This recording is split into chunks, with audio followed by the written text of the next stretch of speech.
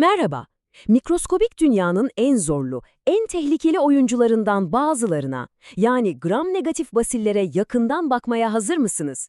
Bu anlatımda onların sırlarını bir bir aralayacağız ve insan vücudu için neden bu kadar büyük bir tehdit oluşturduklarını hep birlikte anlayacağız. Her şey aslında bu temel soruyla başlıyor. Yani gözle bile göremediğimiz küçücük bir bakterinin insan vücudu gibi devasa ve karmaşık sistemi nasıl olup da dize getirebildiğini, hatta septik şok gibi hayatı tehdit eden bir duruma sürükleyebildiğini hiç düşündünüz mü? İşte bu sorunun cevabı bugünkü analizimizin tam merkezinde yer alıyor. Peki bu oldukça kapsamlı konuyu nasıl ele alacağız? İşte yol haritamız.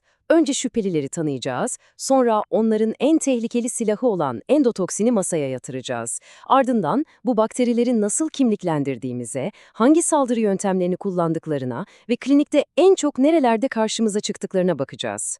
En sonunda da öğrendiğimiz her şeyi akılda kalıcı 6 kritik kuralla özetleyeceğiz. Hadi başlayalım. İlk durağımız hikayenin ana karakterlerini tanımak.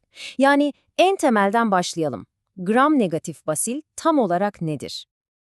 Bu slayttaki tanım aslında her şeyin anahtarı. Gram-negatif basiller, mikroskop altında gördüğümüz çomak şeklindeki bakteriler. Ama onları asıl özel kılan şey hücre duvarlarının eşsiz yapısı. Düşünün, bir iç membranları var, bir de dış membranları. Bu ikisinin arasında da adeta bir sandviç gibi sıkışmış incecik bir peptidoglikan tabakası bulunuyor. Ve unutmayın, bu dış membran onların sadece bir zırhı değil, aynı zamanda en ölümcül silahlarını sakladıkları bir cephanelik. Birazdan o cephaneliğin kapısını birlikte aralayacağız.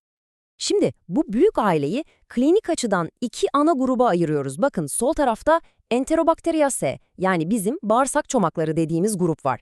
E. coli, Salmonella gibi isimler size muhtemelen tanıdık geliyordur. Adından da anlaşıldığı gibi genellikle bağırsaklarımızda yaşıyorlar. Sağ tarafta ise fermente etmeyenler grubu var.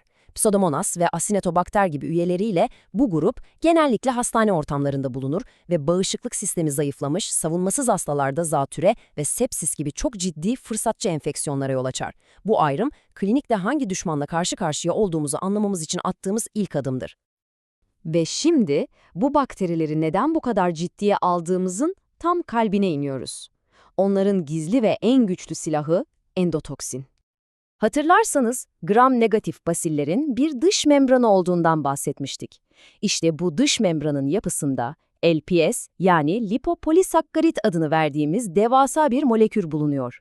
Bu slaytta gördüğünüz gibi bu molekülün asıl toksik, yani zehirli kısmı lipid A olarak biliniyor.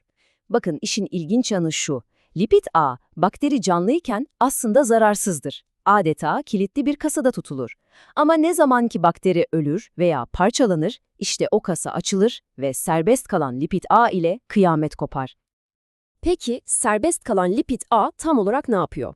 İşte o ölümcül zincirleme reaksiyon adım adım şöyle işliyor. Serbest kalan lipid A, kanımızda devreye gezen makrofaj dediğimiz bağışıklık hücrelerinin yüzeyindeki TLR4 reseptörlerine bir anahtarın kilide girmesi gibi bağlanır. Bu bağlanma, makrofajın adeta panik düğmesine basması demektir. Vücut büyük bir istila olduğunu düşünerek savunma mekanizmalarını sonuna kadar açar ve kana TNF-alfa, interleukin 1 gibi çok güçlü sinyal molekülleri, yani sitokinler salgılar. Ancak bu tepki o kadar şiddetlidir ki sitokin fırtınası adını verdiğimiz bir kaosa dönüşür. Bu fırtına ateşe, damarların kontrolsüzce genişlemesine ve sıvı sızdırmaya başlamasına neden olur. Nihayetinde tansiyonun ölümcül seviyelere düştüğü endotoksik şok ve damar içinde pıhtılaşmanın çığırından çıktığı DIC tablosu gelişebilir. İşte en başta sorduğumuz sorunun cevabı da tam burada yatıyor. Vücudun kendi savunma sisteminin kontrolden çıkmasında.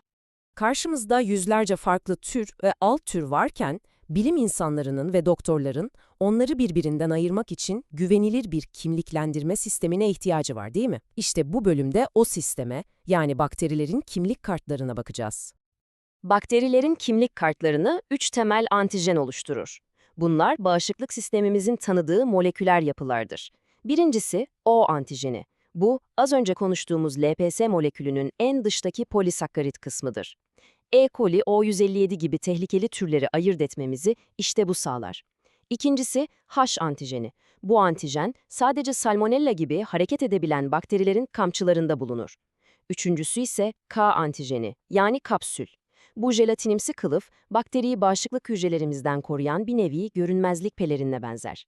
Mesela E. coli K1'in yeni doğanlarda menenjit yapabilmesinin sebebi sahip olduğu bu güçlü kapsüldür.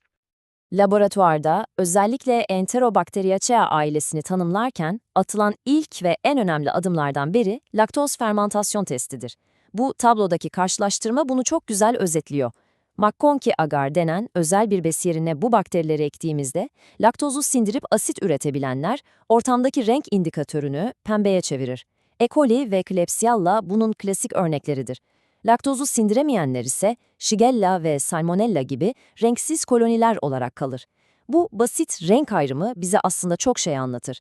Pembe koloniler genellikle normal floramızdan kaynaklanan enfeksiyonlara işaret ederken, renksiz koloniler daha ciddi primer patojenleri aklımıza getirir. Şimdi de özellikle bağırsakla ilişkili gram-negatif basillerin hastalık yapmak için kullandığı 3 ana stratejiyi, yani onların savaş planlarını inceleyeceğiz. İlk strateji en basit ama en etkili olanlardan biri toksin salgılamak. Bunun en bilinen örneği şu turist ishalinin sık nedeni olan ETH'tir. Bu bakteri bağırsak duvarına sadece yapışır ama asla içeri girmez, yani invazyon yapmaz. Onun yerine bağırsak hücrelerine sürekli su ve elektrolit pompalamalarını emreden toksinler salgılar. Sonuç, vücut doğrudan hücrelere saldırmadığı için ateşin veya iltihabın olmadığı bol sulu bir ishal tablosu. İkinci strateji ise çok daha agresif. Doğrudan istila ve yıkım. Shigella bu stratejinin adeta ustasıdır. Bağırsak duvarındaki hücrelerin içine zorla girer, orada çoğalır, sonra da bir hücreden komşu hücreye yayılarak ilerler. Bu istila, yoğun bir iltihabi yanıta, doku hasarına, ülserlere ve kanlı, mukuslu bir ishale yani dizanteriye yol açar. Artık burada doğrudan bir savaş vardır ve bu nedenle ateş ve şiddetli karın ağrısı da tabloya eşlik eder. Üçüncü ve belki de en sinsi strateji sistemik yayılımdır. Tifo etkeni Salmonella tifi bağırsak duvarını geçer. Ama onu asıl tehlikeli kılan şey kendisini yok etmekle görevli makrofajların içinde hayatta kalıp bir de çoğalabilmesidir. Adeta bir Truva atı gibi bizim bağışıklık hücrelerimizi bir taksi gibi kullanarak lenf sistemi ve kan yoluyla karaciğer, dalak, kemik iliği gibi organlara yayılır. Artık hastalık sadece bağırsaklarda sınırlı değildir, tüm vücuda yayılmıştır. Buraya kadar mekanizmaları konuştuk. Peki bu bakterilerle tıp alanında, yani klinik cephede en sık nerelerde karşılaşıyoruz? İlk ve en yaygın savaş alanı idrar yolları. İdrar yolu enfeksiyonlarının ezici çoğunluğundan sorumlu olan bakteri E. coli'nin üropatojenik, yani UPEC suçlarıdır. Bu bakteriler Fimria adını verdiğimiz minik kancaları sayesinde idrar yolunun iç yüzeyine sımsıkı tutunarak idrar akıntısıyla atılmaktan kurtulurlar. Tabii Klebsiella ve Proteus gibi başka oyuncular da var. Özellikle Proteus'un çok ilginç bir özelliği var. Üreaz enzimi üreterek idrarın pH'ini yükseltir, yani alkali yapar. Bu durumda magnezyum amonyum fosfat içeren, yani struvit tipi dediğimiz böbrek taşlarının oluşumuna zemin hazırlar. İkinci büyük savaş alanı ise hastaneler, özellikle de yoğun bakım üniteleri. Burada sahneye en başta bahsettiğimiz fermente etmeyen grup, yani Pseudomonas aeruginosa ve Acinetobacter çıkar. Bu mikroorganizmalar ventilatör devreleri, kateterler, lavabolar gibi nemli ortamları çok severler. Sağlıklı bir insan için genellikle bir tehdit oluşturmazlar, ancak bağışıklık sistemi zayıflamış, büyük bir ameliyat geçirmiş veya solunum cihazına bağlı bir hasta için ölümcül olabilirler. Onlarla savaşmanın en büyük zorluğuysa pek çok antibiyotiğe karşı geliştirdikleri doğal ve sonradan kazandıkları direnç mekanizmalarıdır.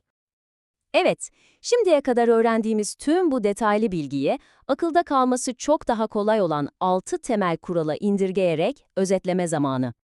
İlk ve en önemli kural, gram-negatif enfeksiyonların ciddiyetini belirleyen ana molekül, dış membrandaki LPS ve onun toksik kalbi olan lipid A'dır. Sepsis ve septik şok dendiğinde aklınıza gelmesi gereken ilk yapı kesinlikle bu olmalı. İkinci kuralımız, önemli bir laboratuvar ayrımı. Oksidaz testi, E. coli'den Salmonella'ya kadar tüm Enterobacteriaceae ailesi için negatiftir ama hastane enfeksiyonlarının korkulu rüyası Pseudomonas aeruginosa oksidaz pozitiftir. Bu basit test, bu iki büyük grubu ayırmada kilit bir rol oynar. Üçüncü kural, McConkey agar'daki pembe ve renksiz ayrımını unutmayın. Bağırsak kökenli bir gram negatif basil şüphesi varsa, laktozu fermente edip etmediğine bakmak, kimliklendirme sürecindeki ilk ve en yönlendirici adımdır. Dördüncü kuralımız kimlik kartları ile ilgili. O, H ve K antijenleri bir bakterinin sadece türünü değil, hangi alt tipi veya serotipi olduğunu anlamamızı sağlayan moleküler parmak izleridir. Salgın analizlerinde ve aşı geliştirmede hayati öneme sahiptirler. Beşinci kuralımız saldırı stratejilerini özetliyor. Bir bağırsak patojeniyle karşılaştığınızda aklınıza hemen bu üç mekanizma gelmeli. Sadece toksin mi salgılıyor, hücreleri istila mı ediyor yoksa bütün vücuda mı yayılıyor? Klinik tabloyu bu üç mekanizma belirler. Ve son kuralımız, Pseudomonas veya Acinetobacter gibi fermente etmeyen bir basilin adını duyduğunuzda aklınızda hemen iki kavram canlanmalı. Hastane enfeksiyonu ve çoklu ilaç direnci. Bu onların adeta klinik kimliğidir. Artık gram negatif basillerin mimarisini, silahlarını ve savaş stratejilerini biliyoruz. Ancak asıl savaş şimdi başlıyor. Bu bilgilerin ışığında kendimize sormamız gereken en önemli soru şu: onlar sürekli evrimleşip direnç kazanırken tıp dünyası olarak biz nasıl adapte olacağız? Bu sorunun cevabı modern tıbbın geleceğini şekillendirecek. Bizimle birlikte bu konuyu derinlemesine incelediğiniz için teşekkürler.